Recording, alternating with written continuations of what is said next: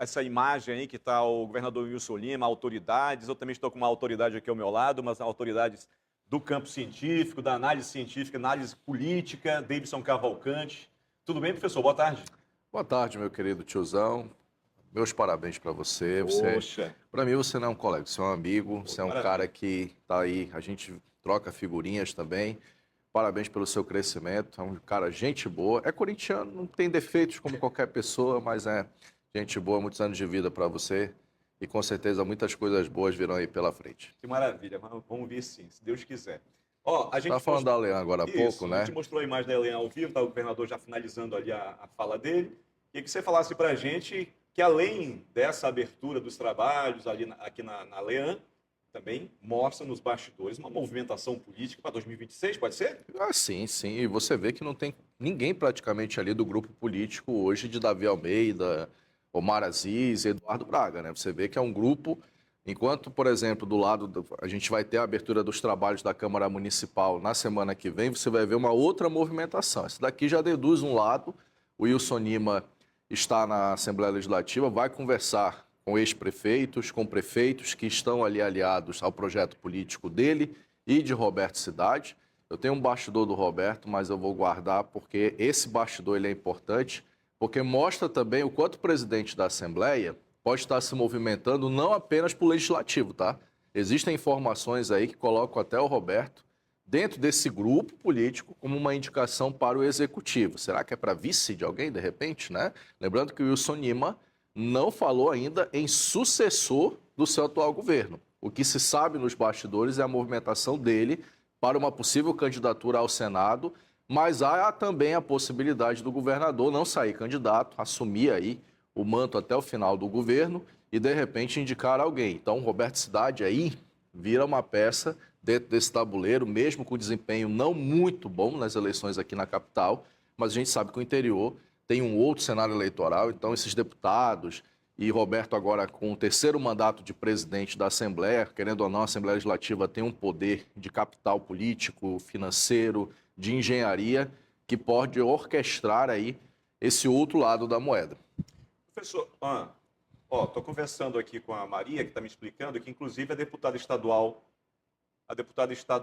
Joana Dark está com o Gabriel. Vamos aproveitar que estou aqui ao lado do Davidson no comentário político.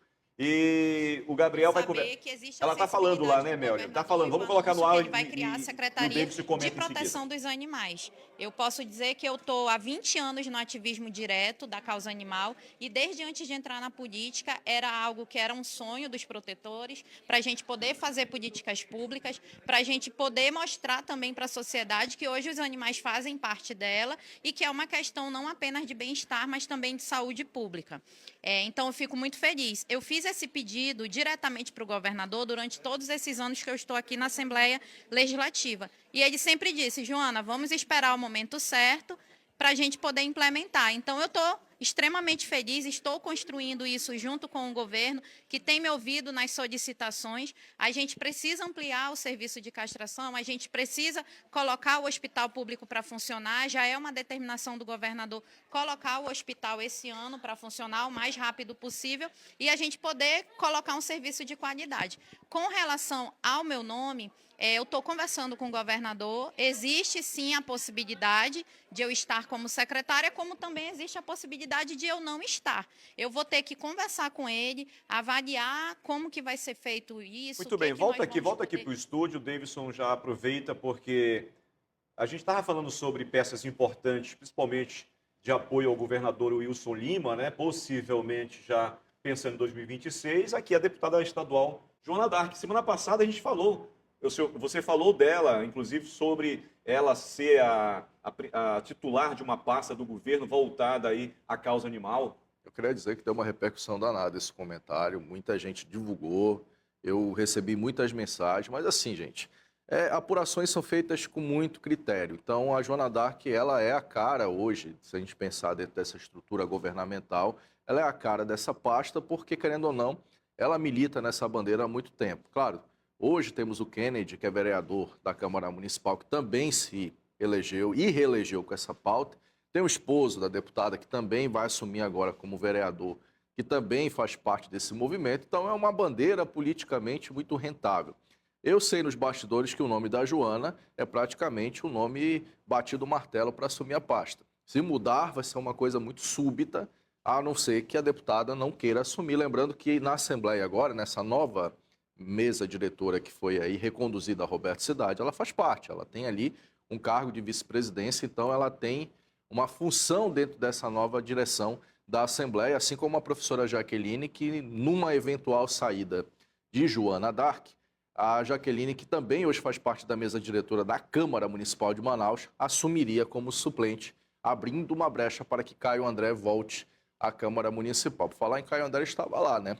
E eu sei que há coisas que não falam por si. Então, claro, a deputada é prudente em sempre dizer, ó, estamos conversando, mas nos bastidores o nome dela é praticamente um nome aí que ventila como titularidade praticamente 100% para essa pasta. Se houver uma mudança, será uma mudança partindo, no meu entendimento, de uma negativa da própria Joana, se isso vier a acontecer. Se não, a Joana está praticamente com o pé para ser a titular dessa pasta.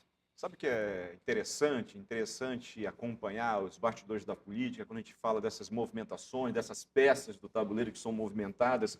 Eu ia te perguntar assim, tem peças nesse tabuleiro em específico, né, que a gente está comentando aí sobre os apoiadores de Wilson Lima, tem peças ali que são soltas, né, que podem ser instaladas ali, podem ser colocadas para cá. É isso mesmo. E querendo ou não, o governador agora ele precisa montar um time, né? Ele precisa recuperar um capital político, querendo ou não, Manaus tem muito voto. Manaus é o único colégio eleitoral do Amazonas que elege hoje um senador da República, sozinho. Nenhum outro colégio amazonense tem esse poder. Então o governador precisa hoje equilibrar os interesses da capital e do interior, lembrando, existe um outro grupo político, está se organizando, já está montado, já está sedimentado, tem ali já as suas peças em campo. Lembrando que Davi Almeida hoje, prefeito de Manaus, junto com o Omar, já conversaram, já trocaram figurinhas junto com o Eduardo Braga. Então, quando a gente vai para o cenário nacional, o Wilson esteve em Brasília. O que ele foi fazer em Brasília? Foi só cumprimentar Davi Alcolumbre? Foi cumprimentar Hugo Mota? Não, foi articular também, porque, querendo ou não, esse grupo político precisa aí, ter aí peças que movimentem não só o status quo do governo, mas capitalize votos. A Joana Dark, querendo ou não, você gostando ou não, ela foi a segunda mais votada na última eleição. Tem um capital político aí que interessa a esse grupo que está se formando, principalmente agora, nessa reformulação que o governador quer fazer dentro do governo. Fala comigo, Melri. Maria?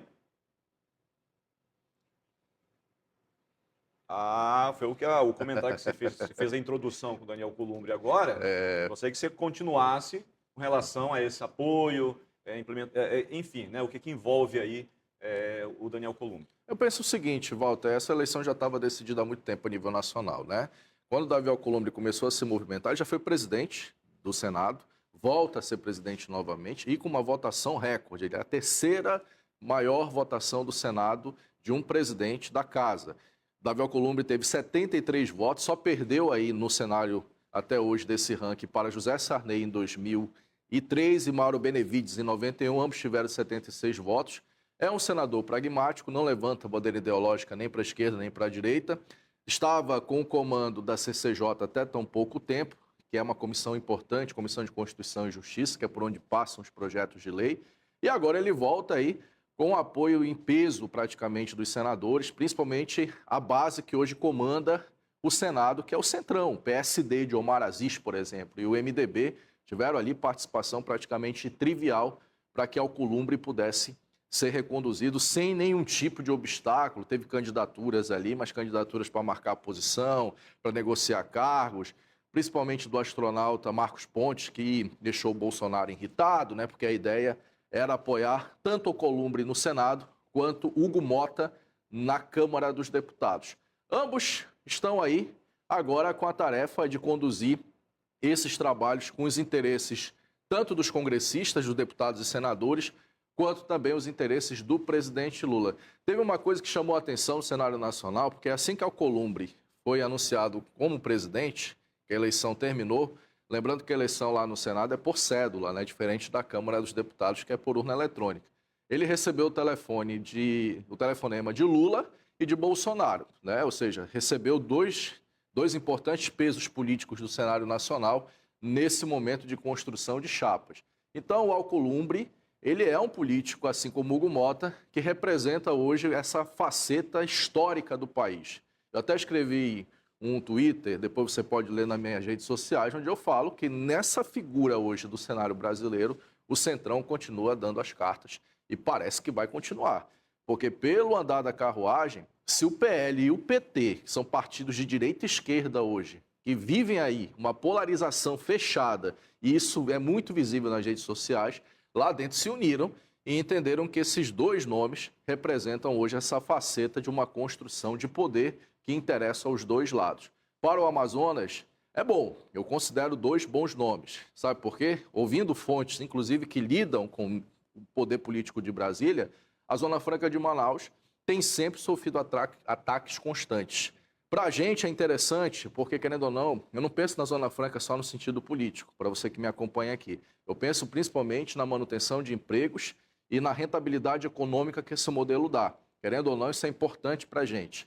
E Davi Alcolumbre já mostrou que é favorável ao modelo. Ele que é do norte do país, é senador pelo estado do Amapá, conhece a geografia da nossa região, então é muito mais fácil, palatável tratar esse tema muito sensível com ele. Com o Hugo Mota, há nos bastidores a ideia de que ele é uma espécie de bombeiro, é um apaziguador.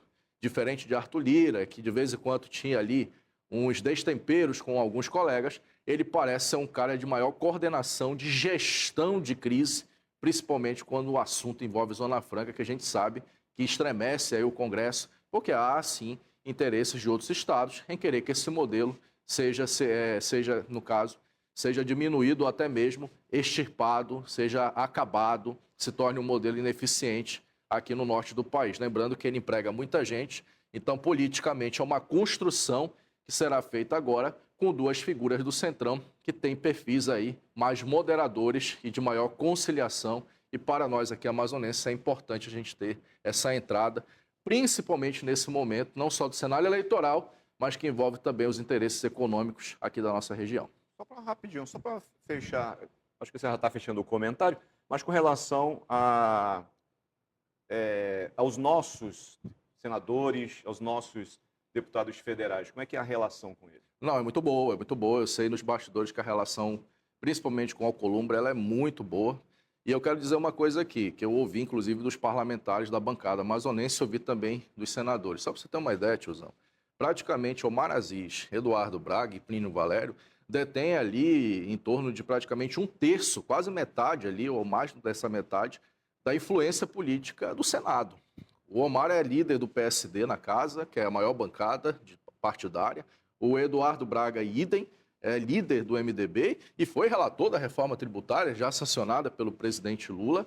E o Plínio Valério tem ali também, agora, a coordenação do seu partido, 6, 7 votos.